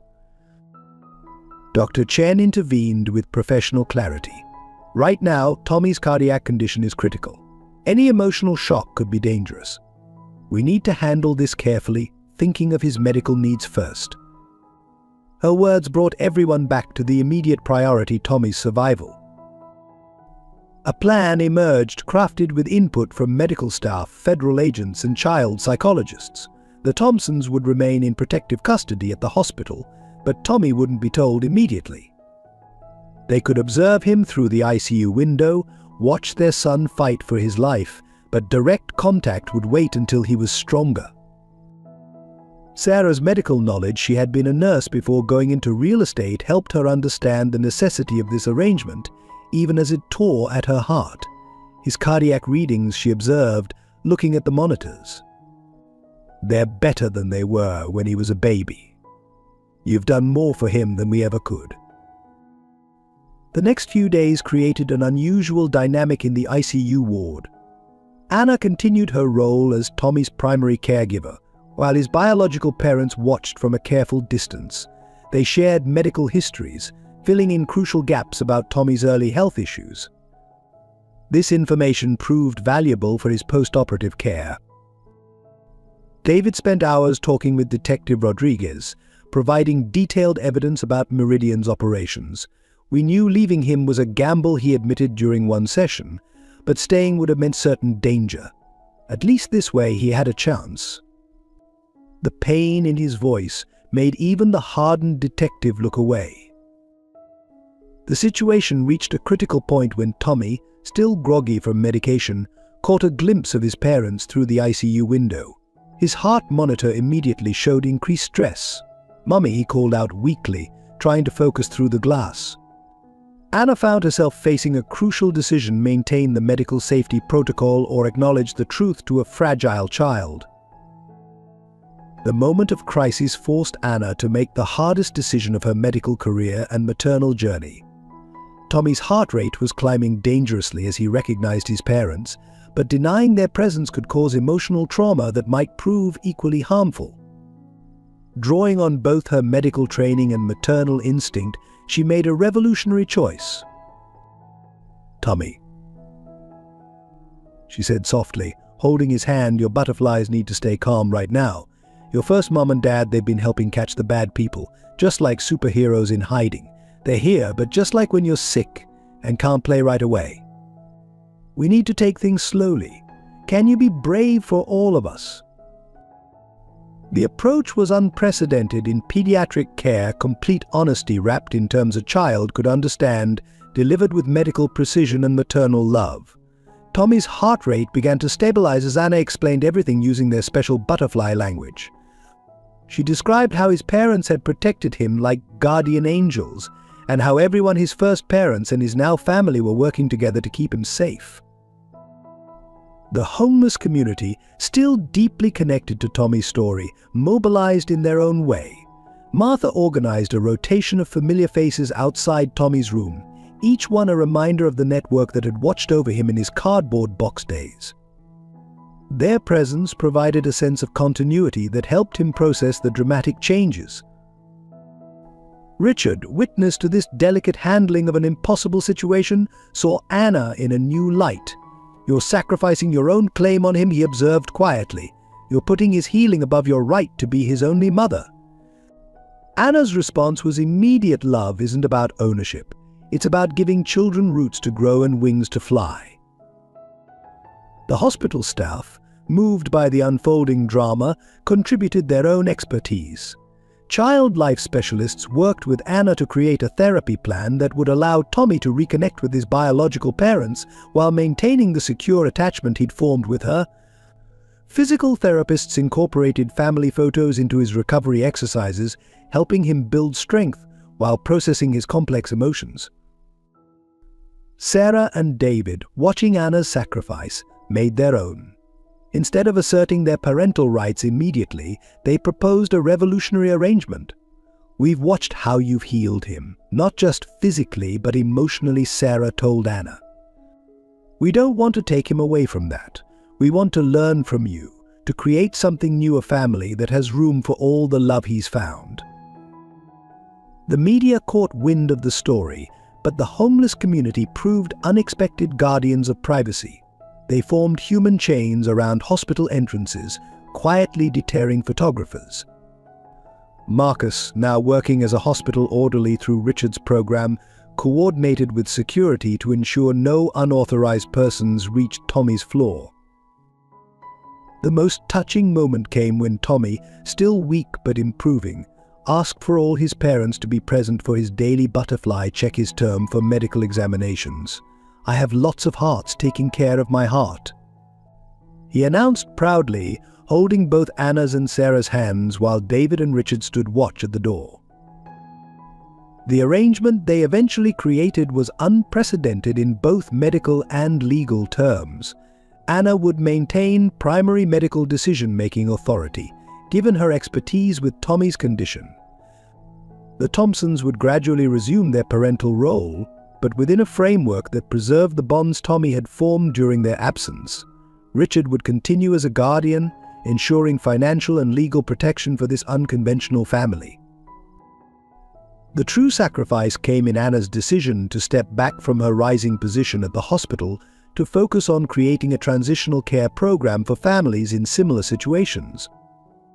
She recognized that Tommy's case, though unique, highlighted a broader need for medical care that accounted for complex family dynamics and emotional trauma. "Sometimes healing means letting go of what we thought we needed," she explained to Dr. Chen, who had initially opposed her decision to reduce her surgical hours. "Tommy taught me that love is expansive, not exclusive. Medicine should be too." The homeless community celebrated this evolution in their own way. They established an informal support network for families navigating medical crises, sharing their street-learned wisdom about survival and resilience. Martha became a regular consultant for the hospital's new family integration program, her experience with trauma and healing proving invaluable. The sacrifice Anna made sharing the child who had brought her back to life became a catalyst for systemic change. The Miller Foundation established a new division focused on complex family care, combining medical expertise with trauma-informed support for non-traditional family structures. Tommy, recovering stronger each day, seemed to understand the magnitude of what was happening around him. "My butterflies are happy," he declared one evening, surrounded by all the people who loved him. "They have lots of gardens to visit now." His innocent metaphor captured the essence of what they'd created, an ecosystem of love and care that transcended traditional boundaries. Dear amazing souls, your support means the world to us. If this heartwarming story has touched your heart, please consider subscribing to our channel. Each subscription helps us share more inspiring stories of hope, love, and resilience. Together, we can spread more light in this world. The weeks following Tommy's surgery established a new normal that defied conventional family structures. Room 412 of the pediatric wing became a unique experiment in blended healing, where medical recovery intertwined with emotional reconstruction. Each morning began with what Tommy called the Butterfly Council, a gathering where Anna checked his medical progress while Sarah and David shared stories from his early years. "Tell me again about my first butterfly dance," Tommy would request, delighting in hearing how he had toddled through his first steps while his heart condition was initially discovered. Sarah would share the memory while Anna explained the medical significance, creating a bridge between his past and present. David would add details about the toys he'd loved, helping Tommy reconstruct a timeline of his life that made sense to his 4-year-old mind. Richard's daily visits brought another dimension to their unusual family dynamic. He'd arrive with his laptop, handling foundation business while participating in what became known as story time rounds. Medical updates were woven into tales about brave heart cells and healing adventures, with each adult contributing their own perspective to help Tommy understand his recovery. The hospital staff adapted to this unconventional arrangement with remarkable flexibility. Nurses scheduled their rounds to accommodate both sets of parents, while child life specialists developed innovative ways to help Tommy process his complex family situation. They created a special book called My Many Hearts, where Tommy could document all the people who loved him, complete with medical stickers and butterfly drawings. Martha's presence provided a grounding force for everyone. Her street-earned wisdom helped bridge awkward moments between the adults, while her practical approach to healing, incorporating both medical advice and emotional comfort, became a model for the hospital's new family-centered care protocol. She taught Sarah and David the special signals and routines that Anna had developed with Tommy, helping them integrate into his world rather than disrupting it. The most challenging moments came during physical therapy sessions, where Tommy's determination to recover sometimes exceeded his body's capabilities. It was during one such session that the true strength of their arrangement became clear. When Tommy became frustrated with his limitations, each adult offered a different kind of support. Anna provided medical encouragement, Sarah offered maternal comfort, David shared stories of perseverance, and Richard demonstrated practical problem-solving. "I have the biggest family in the hospital," Tommy announced proudly to Dr. Chen during a checkup. "They all know different parts of fixing butterflies." His simple observation captured the essence of what they'd created: a healing environment that combined medical expertise, parental love, and community support. The transformation wasn't without its challenges. There were moments of tension when medical decisions had to be made, times when past trauma surfaced unexpectedly, and instances where professional boundaries blurred with personal connections. Yet each challenge was met with a collective commitment to Tommy's well-being that transcended individual egos. Sarah and David gradually shared more details about their time in hiding, helping everyone understand the depth of their sacrifice. They described watching Tommy from afar, how they'd coordinated with the homeless community without anyone realizing it, leaving subtle signs and supplies that only their son would recognize. These revelations helped Anna appreciate the profound trust they were placing in her by sharing their son's care. Richard's role evolved beyond that of benefactor. His business acumen proved valuable in managing the practical aspects of their situation, from coordinating with law enforcement to ensuring Tommy's medical care wouldn't be interrupted by legal proceedings. More importantly, he became a stabilizing presence, often mediating between medical necessities and emotional needs. But the most beautiful developments were the small ones: Tommy learning to accept comfort from all his parents, the adults finding ways to share celebrations and setbacks, the creation of new traditions that honored both past and present. They established butterfly watch parties where medical checkups became family events, complete with small celebrations for each milestone in his recovery. As Tommy grew stronger, their unusual family unit began to attract attention from medical professionals interested in their integrated approach to pediatric care. Anna found herself documenting their methods, recognizing that their experience could help other families navigating complex medical and emotional territories. Sometimes the best medicine isn't in the prescription, she noted in her journal. It's in the way we create space for all kinds of healing, all kinds of love. This observation would later become the foundation for a revolutionary approach to pediatric care, one that recognized the healing power of unconventional family structures. The legal resolution of Tommy's case set precedents that would reshape family law in medical contexts. The courthouse on Center Street became the venue for a groundbreaking hearing that brought together medical ethics, family rights, and child welfare in unprecedented ways. Judge Eleanor Martinez, known for her innovative approach to complex family cases, faced a unique challenge. The traditional custody framework simply didn't apply to a situation where biological parents, a medical guardian, and a philanthropic protector all held valid claims to involvement in a child's life. The law must evolve, she declared, to recognize that healing sometimes requires more than traditional family structures.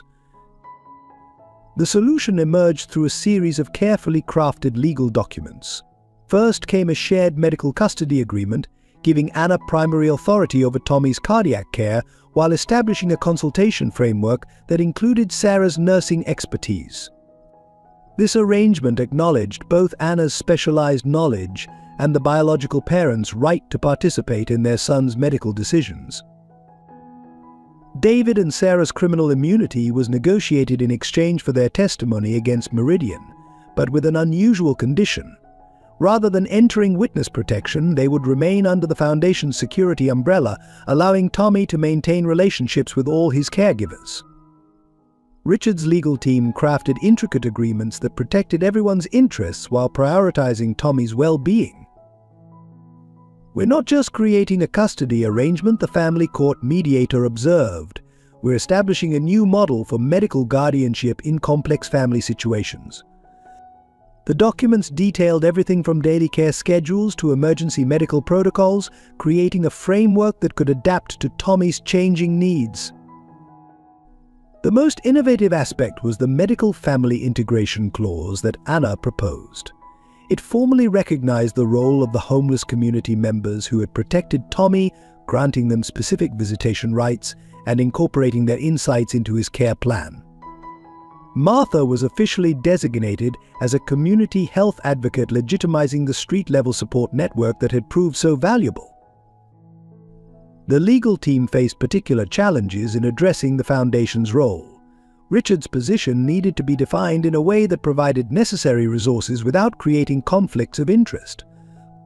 The solution was the establishment of a specialized medical trust, managed by an independent board but guided by the collective input of Tommy's expanded family unit. Security concerns required creative legal solutions. The court orders included provisions for ongoing protection, with both the Foundation's security team and law enforcement maintaining coordinated surveillance. These measures were carefully balanced against Tommy's need for a normal childhood, creating secure spaces where he could play and develop without feeling confined. Insurance and liability issues proved particularly complex. The legal team had to navigate multiple policies, ensuring that Tommy's care would be fully covered regardless of which guardian was making medical decisions. Richard's Foundation ultimately created a specialized insurance product designed for similar cases, recognizing a gap in traditional medical coverage for non-traditional family structures.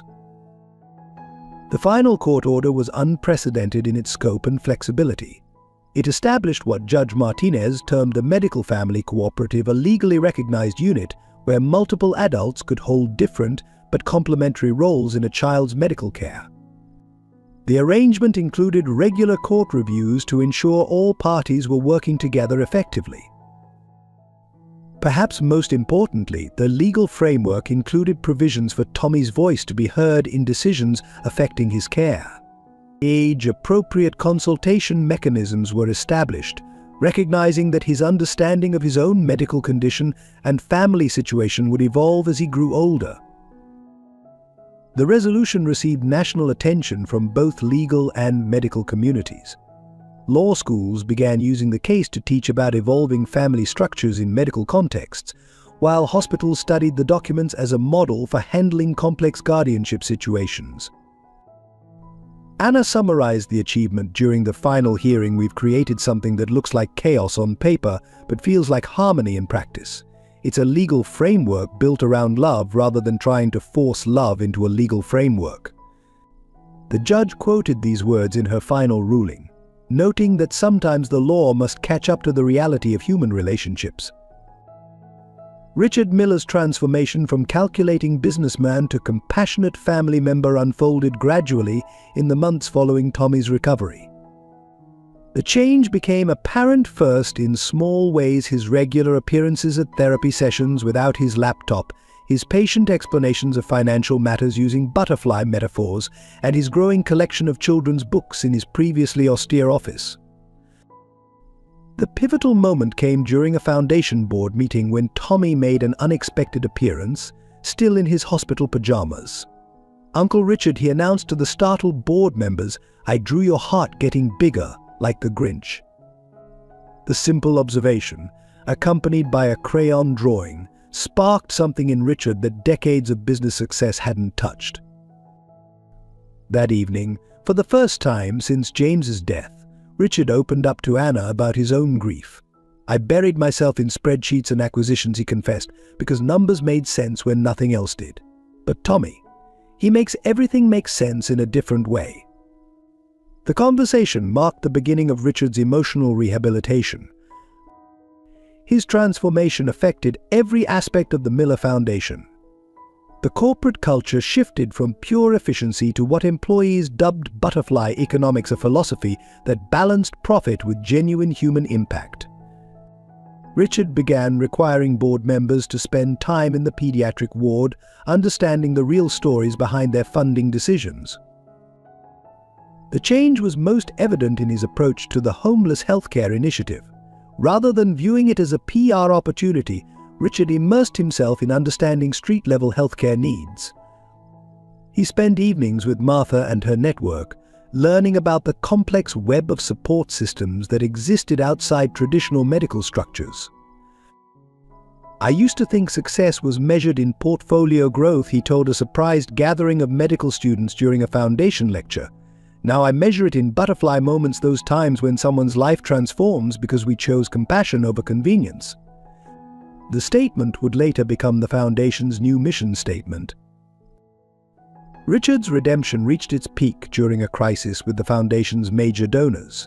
When several conservative board members objected to the unconventional family arrangement with Tommy, suggesting it might deter traditional donors, Richard took an unprecedented stand. He offered to personally replace any withdrawn funding, declaring that the Foundation would lead by example in supporting non-traditional healing environments. But the business media was stunned when Richard announced a major restructuring of the Miller Foundation's investment portfolio. He divested from companies with questionable ethical practices, even at the cost of significant short-term losses. "We can't help heal children," he explained at a press conference, while investing in companies that harm them. Tommy's influence on Richard extended to personal changes as well. The once workaholic executive began leaving the office for afternoon baseball games, honoring his brother James's love of the sport. He converted part of his penthouse into a child-friendly space, complete with medical play equipment to help Tommy process his ongoing treatment. The most touching aspect of Richard's transformation was his effort to preserve James's memory in positive ways. He established the James Miller Memorial Fellowship for Compassionate Pediatric Care, focusing on doctors who demonstrated both medical excellence and emotional intelligence. The program's logo featured a butterfly, Tommy's suggestion for representing how his father's spirit lived on through helping others. His relationship with Anna evolved from awkward obligation to genuine family bond. They began co-teaching a course at the medical school about integrated family care, with Richard bringing his business expertise to discussions about making compassionate care financially sustainable. Their unified approach helped bridge the often wide gap between medical ideals and economic realities. The Foundation's annual report that year broke with tradition. Instead of leading with financial metrics, it opened with a child's drawing Tommy's portrait of his extended family, including Richard with an oversized heart. The accompanying text explained the Foundation's new commitment to measuring success through human connection rather than just numerical growth. Perhaps the most significant sign of Richard's change was his decision to move his office to the pediatric wing of the hospital. Business decisions affecting children's lives, he explained, should be made where we can see those lives unfolding. His new office became a curious blend of corporate efficiency and childlike wonder, with financial reports sharing space with crayon masterpieces. The man who had once seen Tommy's story as a PR opportunity had become an integral part of that story's heart. As Anna observed to Martha one evening, sometimes the people who seem least likely to change are the ones most ready for transformation. They just need the right butterfly to show them how to fly. 10 years passed like pages turning in a storybook. Tommy grew from the brave little boy in a cardboard box into a thoughtful teenager whose experiences shaped his unique perspective on life and healing. At 14, during a routine checkup with Dr. Chen, he made an announcement that surprised no one who knew him well. "I want to be a pediatric cardiologist," he declared, his voice carrying the same determination it had when he used to describe his butterflies. "But not just any kind. I want to help kids who are scared, like I was. Kids who have different kinds of families like I do." His academic journey reflected the extraordinary support system surrounding him.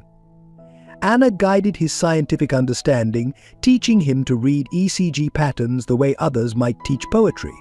Sarah, drawing on her nursing background, helped him grasp the practical aspects of patient care.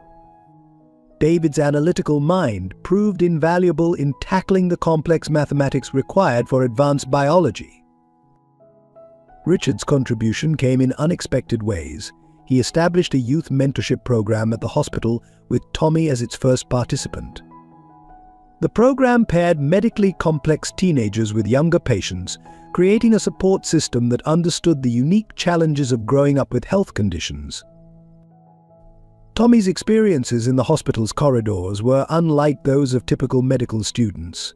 He knew every corner of the pediatric ward, not just as a patient but as someone who had grown up understanding the delicate dance between medical necessity and emotional healing. The nurses who had cared for him became his first medical teachers, sharing insights that went far beyond textbook knowledge. His unique background made him particularly effective with frightened young patients. During his volunteer hours in the pediatric ward, Tommy developed what the staff called the butterfly approach, using his own story to help children understand their medical journeys. He kept his old teddy bear, Benjamin, in his locker, bringing him out for especially scared children. Martha's influence remained strong in Tommy's life, teaching him about the human side of medicine that no textbook could capture. Through her, he maintained connections with the homeless community that had once protected him, organizing regular health clinics that brought medical care to the streets. These experiences shaped his understanding of healthcare accessibility in ways that would later influence his medical practice. The most remarkable aspect of Tommy's development was his ability to bridge different worlds. He moved seamlessly between high-level medical discussions with Anna and street-level healthcare delivery with Martha's network.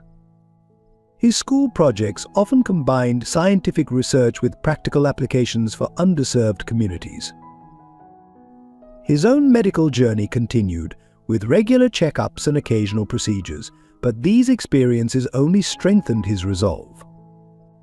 Each hospital stay became an opportunity to learn, observing procedures from a patient's perspective while asking sophisticated medical questions that impressed even veteran doctors. By his senior year of high school, Tommy had already co-authored a paper with Anna about emotional support systems in pediatric cardiac care. His unique position as both patient and aspiring doctor provided insights that caught the attention of medical schools across the country. The paper's title, Butterflies in Medicine, a patient-centered approach to pediatric cardiac care, paid homage to the metaphor that had helped him understand his own condition as a child. Medicine isn't just about fixing hearts, he explained during a presentation to the hospital board. It's about understanding that every heart comes with a story, a family, and a need for more than just technical care. His words echoed the lessons learned from his extraordinary journey from a cardboard box to the threshold of a medical career. Anna's experience with Tommy catalyzed the creation of the Butterfly Network, a revolutionary healthcare initiative that transformed pediatric care across the country. Based out of the renovated wing of Mount Sinai Hospital, the program integrated traditional medical excellence with unconventional support systems learned from her time on the streets. The Foundation's core principle was simple yet revolutionary. Every medical crisis is also a family crisis. Under Anna's leadership, the program developed comprehensive support systems that went far beyond traditional medical care. Social workers, legal advisors, and community advocates became integral parts of every child's treatment team. Drawing from her unique journey from prestigious doctor to homeless survivor to innovative medical pioneer, Anna created protocols that acknowledged the complex realities of modern families. The program specialized in cases where medical care intersected with challenging social situations, homeless families, unconventional guardianship arrangements, and complex custody situations. Martha became the Foundation's community outreach director, bringing street-level wisdom to institutional medicine. Her network of former homeless individuals, now trained as patient advocates, provided a crucial bridge between medical institutions and underserved communities. They called themselves Street Angels, helping families navigate both medical and social challenges. The program's most innovative feature was its family integration unit inspired by Tommy's case.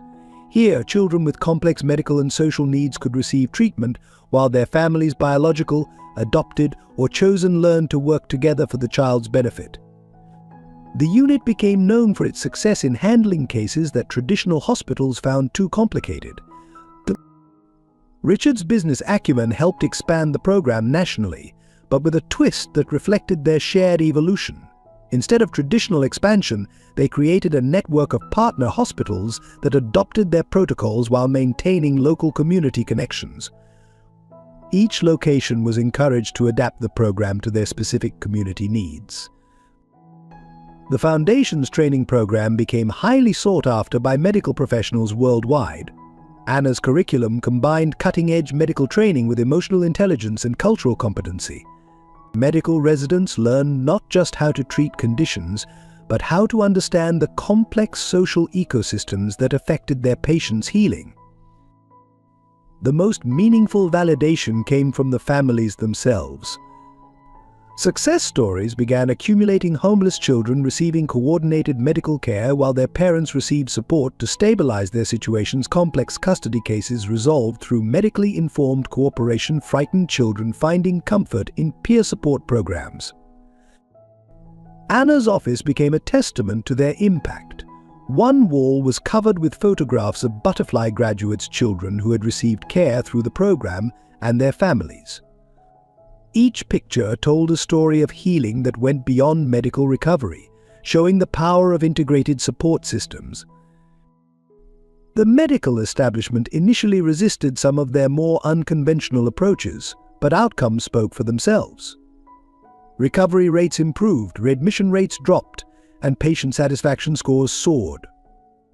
More importantly, families reported feeling supported and understood throughout their medical journeys. As the program grew, Anna never lost sight of its origins in a cardboard box on a rainy night. Each new initiative was measured against a simple question: would this have helped Tommy? This personal touchstone kept the Foundation grounded in real human needs rather than institutional metrics. Medicine isn't just about saving lives, she often told new staff members. It's about preserving the humanity in how we save them. This philosophy became the cornerstone of a movement that would eventually reshape pediatric care across the country.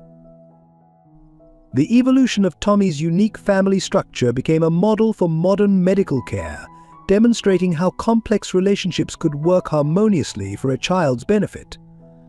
What started as a crisis-born arrangement blossomed into a rich tapestry of love, support, and understanding that defied conventional labels. Holiday celebrations at the Miller Foundation's pediatric wing exemplified their success. Thanksgiving dinners became legendary events where medical staff, Former street dwellers and family members of all descriptions gathered to celebrate healing in its many forms. Tommy would proudly introduce his expansive family. "These are my parents, all of them. They each know a different way to make hearts stronger." Sarah and David, fully cleared of legal complications, established a counseling program for families facing similar crises. Their unique perspective as parents who had made the heartbreaking choice to leave their child for his safety helped others navigate impossible decisions. They worked closely with Anna, combining their experiences to support families torn between medical needs and external threats. Richard's role evolved into that of the quintessential uncle, bringing business acumen to family matters while maintaining the warmth that Tommy had awakened in him. His office, once a fortress of corporate power, became a favorite hangout spot for young patients, complete with a butterfly viewing window overlooking the city. Martha's integration into the family added a layer of streetwise grandmother wisdom that proved invaluable. Her presence reminded everyone that family could be found in unexpected places, and her practical approach to problems often cut through medical and legal complexities to find simple, human solutions. The most remarkable aspect was how they handled disagreements.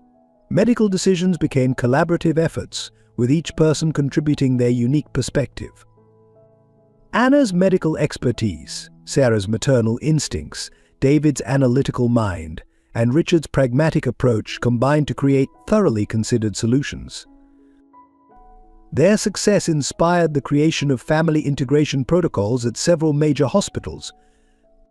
These guidelines helped medical institutions work with non-traditional family structures, recognizing that healing often required supporting entire networks of care rather than just individual guardians. Tommy thrived in this environment of multiplied love. His medical challenges became opportunities for family bonding, with each adult contributing to his recovery in unique ways. Treatment sessions turned into story times, with different family members sharing perspectives on healing, courage, and perseverance.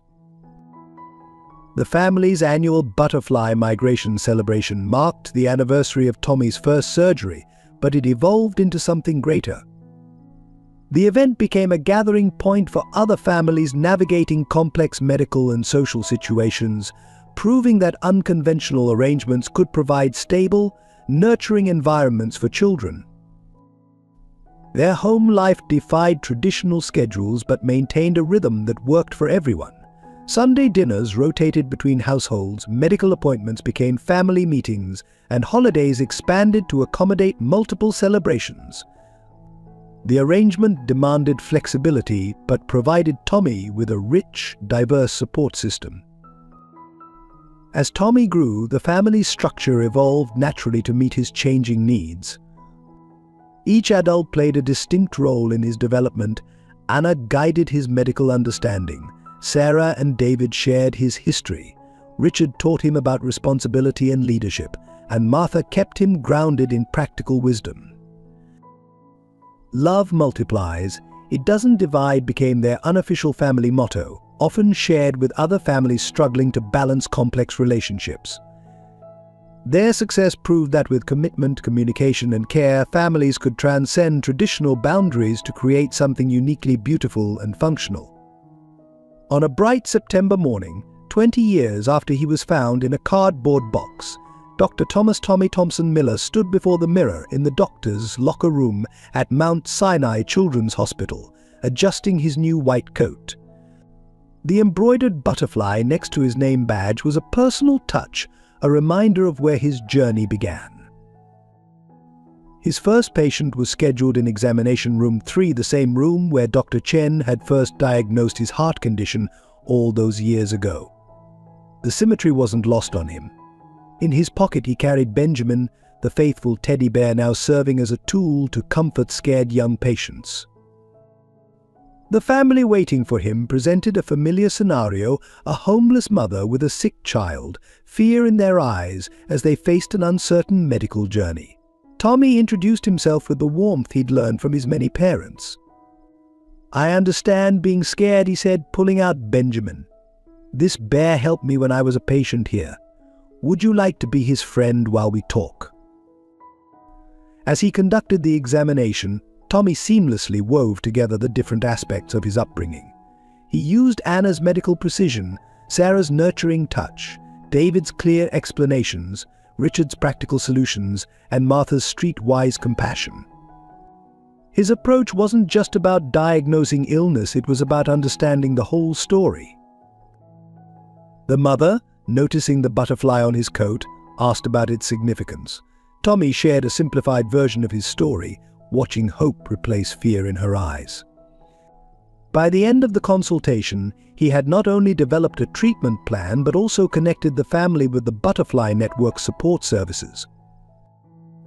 Later that day, during a brief break, he stood at the window overlooking the spot where his cardboard box had once been. 5 different people had taught him how to be a doctor in 5 different ways, and now he was ready to pass those lessons on. The butterfly on his coat caught the sunlight, casting small rainbows across his notes. During Tommy's first week as a practicing physician, Anna found herself standing in her old office, now a shared space for their integrated family care program. 20 years had transformed not just lives but the entire approach to pediatric medicine in their hospital. Looking through the window at Tommy consulting with a young patient, Anna reflected on their extraordinary journey. The frightened boy from the cardboard box had become a doctor who brought unique insight to every patient interaction. She watched as he used Benjamin to demonstrate a heart procedure to a nervous child, remembering how the same bear had once helped him understand his own condition. The Butterfly Network had grown beyond her wildest dreams, with branches in hospitals across the country. Each location adapted their model of integrated family care, creating spaces where medical treatment and emotional healing worked in harmony.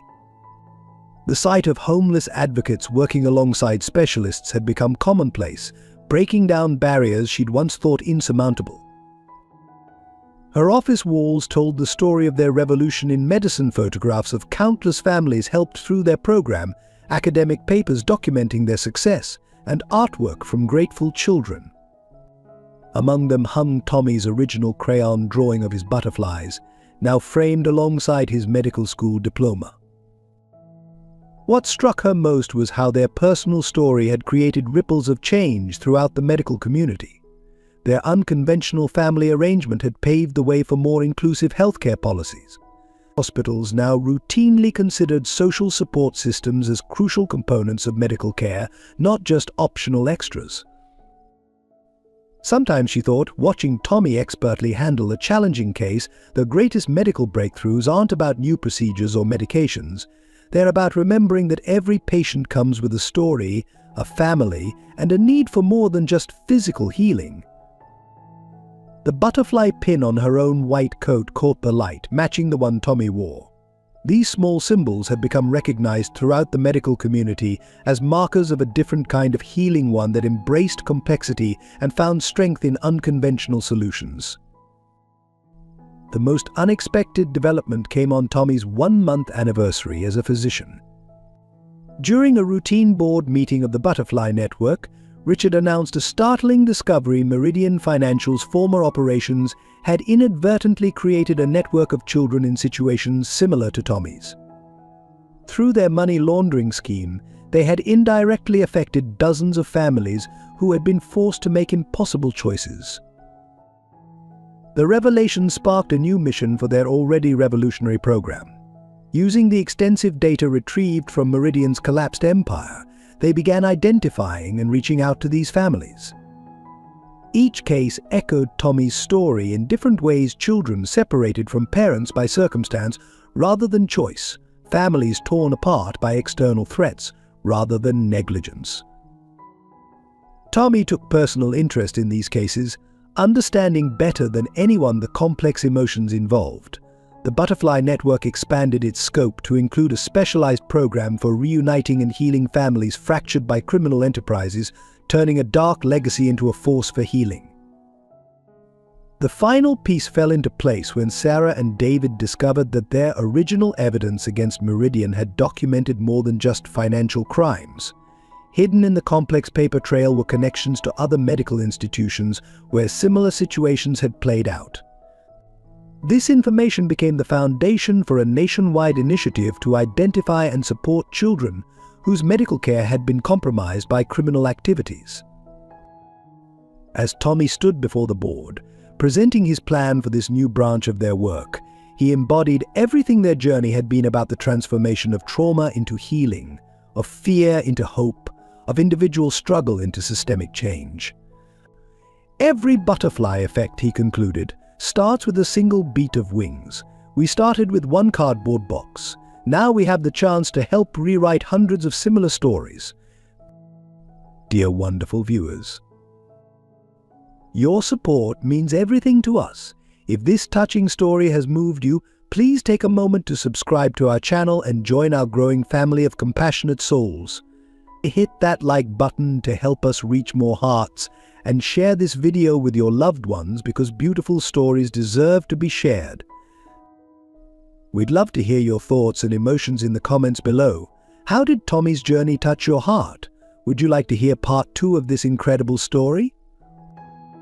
Together, we can spread more stories of hope, love, and healing